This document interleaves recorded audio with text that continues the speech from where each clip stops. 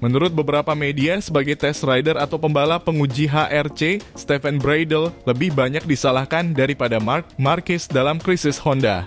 Namun, Stefan Bradl tidak mau disalahkan karena bukan dia yang mengembangkan motor. Bagaimana bisa begitu? Jangan lupa subscribe channel YouTube Rider Tua untuk mendapatkan informasi dan video menarik terbaru lainnya dari kami. Terima kasih. Sebagai test rider, beberapa orang menyalahkan Stefan Bradl atas prahara Honda di MotoGP selama hampir 4 tahun terakhir.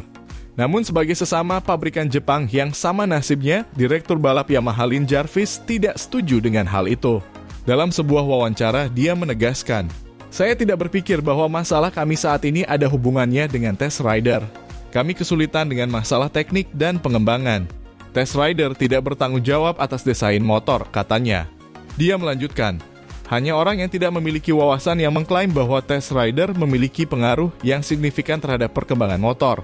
Penting untuk memiliki test rider yang cepat yang dapat mengatur kecepatan yang baik di trek balap dan memberikan pendapatnya. Tapi sisanya harus tetap diurus oleh para insinyur, imbuh bos tim asal Inggris itu." Dalam beberapa wawancara selama 6 hingga 8 bulan terakhir, saat itu Stefan Bradl menemukan harapan untuk masa depan yang lebih cerah bagi Honda.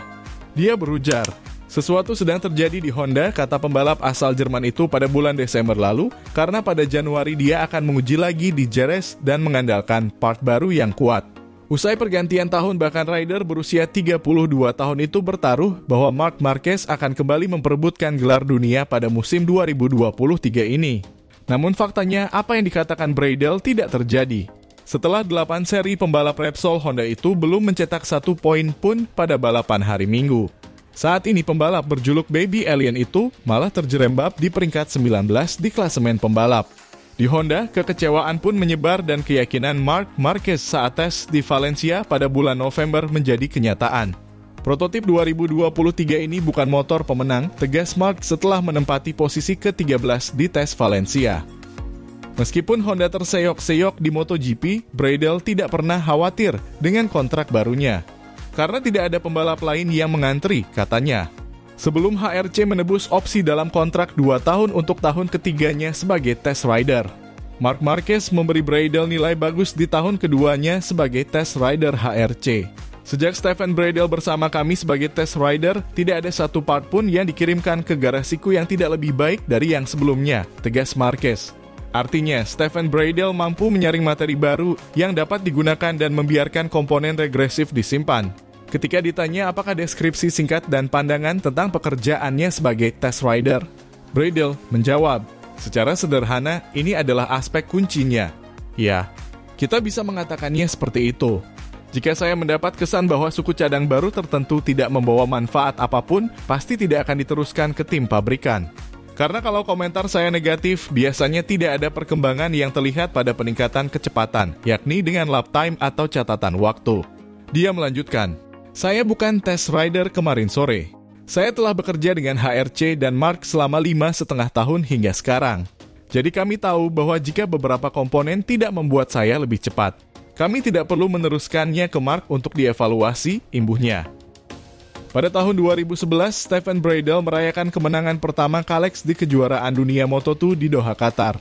Kemudian meraih 169 kemenangan ditambah 10 gelar kejuaraan dunia pabrikan berturut-turut. Sehingga dia pun memberikan kontribusi yang signifikan untuk pengembangan Kalex, sang motor juara. Sebelum Bradl, tidak ada pembalap top yang ingin menggunakan merek Jerman itu. Bagaimana Stefan Bradl menggambarkan pekerjaannya sebagai test rider? "Saya tidak mengembangkan motornya. Sebaliknya, saya hanya menguji part-part baru yang tiba di tim penguji dan mengevaluasi apakah mereka meningkatkan paket atau tidak. Tentu saja, jika komentar saya positif, part-part tersebut akan masuk ke tim balap secepat mungkin. Jika tidak, maka biasanya akan disortir atau dikirim kembali kemudian disesuaikan dan diperbaiki," jelas Bradl. Jadi menurut Bradl, istilah pembalap pengembang dan test rider itu beda. Dia berujar, "Istilah rider pengembangan itu salah. Saya seorang test rider dan pembalap cadangan. Para insinyur bertanggung jawab atas pengembangan motor balap. Mereka menyerap informasi dan umpan balik saya, lalu mereka menarik kesimpulan. Setelah itu kita kembangkan di komputer dengan gambar CAD. Dan seterusnya," kata Stefan Bradl.